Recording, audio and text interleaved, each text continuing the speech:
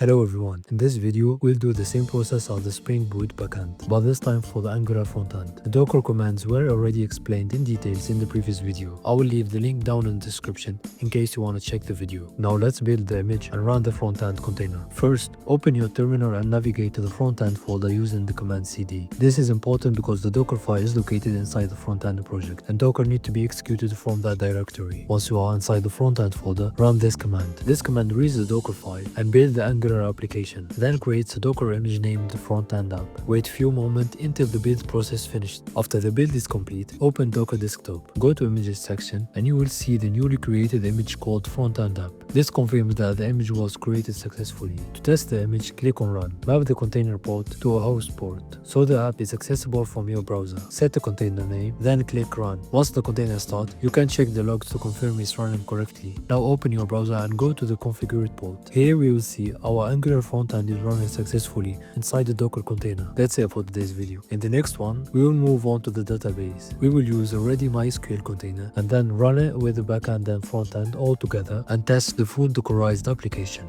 And see you in the next video.